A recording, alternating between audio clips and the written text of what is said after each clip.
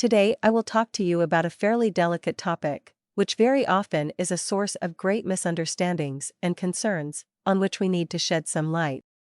Where can you sleep with a tent, in Italy?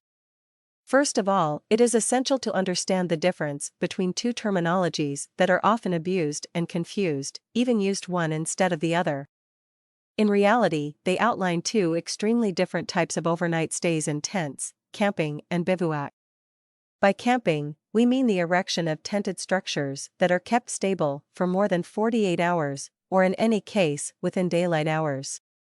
By bivouac, however, we mean the erection of tented structures for the purpose of spending the night, i.e., from immediately after sunset until before dawn. The thing that is truly problematic, when we define the limits of going to sleep in a tent somewhere, lies precisely in the fact that this issue is a tourism matter and the responsibility of each individual region.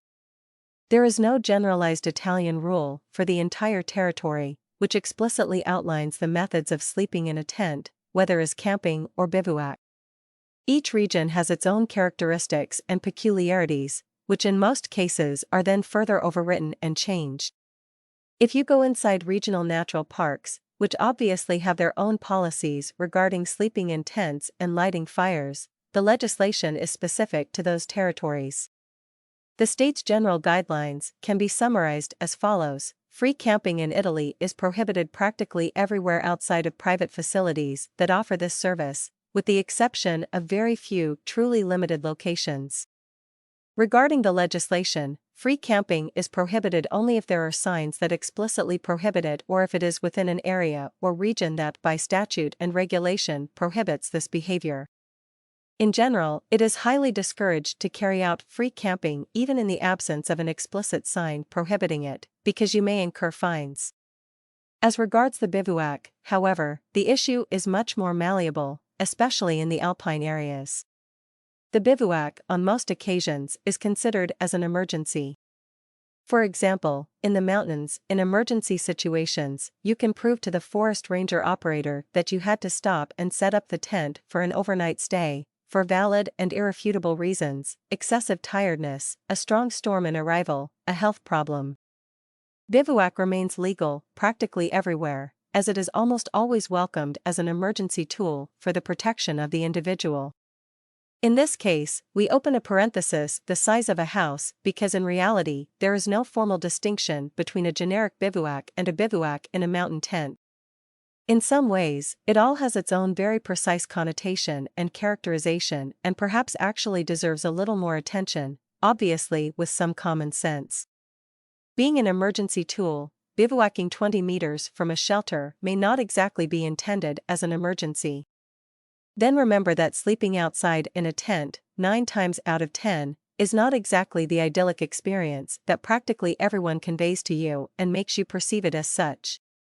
Sleeping under the celestial arch, inside a tent at 2,000-odd meters, is one of the most incredible experiences in the world, and it is an experience that I highly recommend to everyone who wants to come into contact with the mountains, with living in the mountains in a more intimate and authentic way. But very often, given that the mountain faces no one, sleeping in a tent can also turn into a particularly difficult and in some cases even very dangerous and potentially deadly experience. It is therefore important to be prepared for what you encounter and actually know what you are doing. The underlying practice, obviously, is to try to prepare our exit as meticulously as possible. Before leaving with your backpack on your shoulders, you need to find out about the route you want to take and where you want to go to sleep. Consequently, know the relevant regulations: if you are inside a natural park, what is allowed and what is not allowed to do. Check and research before you go, so you have a little idea, when you get there, of where you might go to find a spot to stop and sleep. Obviously, it is necessary to prepare to equip yourself with equipment suitable for what you are going to do because, trust me, there is nothing worse than leaving to go to sleep in a tent and then discovering, in the field, that your tent it's not a thermal cell. So, you find yourself suffering from the cold. Preparation regarding this type of activity is really fundamental, and this will not only allow you to enjoy the whole experience in a much more beautiful way, but will also allow you to avoid unpleasant encounters with local authorities, such as forest rangers, and avoid fines or possible problems of any kind, both with humans and animals, and in any case, with the mountain environment. So, to sum things up a bit, you can sleep anywhere in a tent just for the overnight stay, bivouac. Free camping is not allowed, except for the few exceptions present in Italy. Now here are some advice regarding where to actually pitch the tent and what little rules to follow to ensure that you start off on the right foot for spending the night. First thing, the point where you pitch the tent is very important and must be chosen extremely carefully. For the mountains, information on meteorology is essential. The weather is very unpredictable and a sudden storm can happen. Pitching the tent inside a basin is not exactly the best choice, given that, in the case of a heavy downpour, the water would accumulate entirely on the bottom and, no matter how waterproof the tents may be, the water still gets in and it's not exactly a nice thing. It is also not advisable to pitch the tent too high or in any case at the peak of a peak in the surrounding area, as, again in the case of storms with lightning, many tents have steel poles and pegs which are actually lightning activators. So you have to look for that right halfway point, not too low, not too high and not too flat, as we want that, in the case of a downpour or a strong storm, the water does not stagnate under the tent but seeks to somehow slip away. We then try, as a second point, to pitch the tent in a place that is quite open, away from possible dangers, such as boulders that can roll down.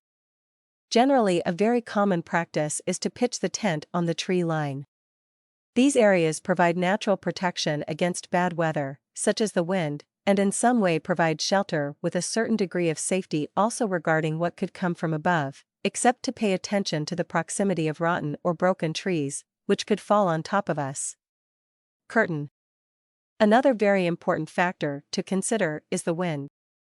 It is not the best thing to pitch the tent in a point that is too exposed, as very often some gusts of wind could accumulate and produce a not too pleasant effect. On the other hand, however, it is also a good idea to still look for a bit of wind and not completely shield yourself at 360 degrees, as it will be the wind that will help to air the tent, to make it dry much quicker in the morning and to remove a little humidity. I remind you to leave a like and subscribe in case you haven't done so yet. A lot of you who watch the videos are not subscribed to the channel, so I think it's the right time to subscribe, share the video, in case you found it useful, and in case you believe that this video here is the tool you were looking for as a lamp within this blanket of fog.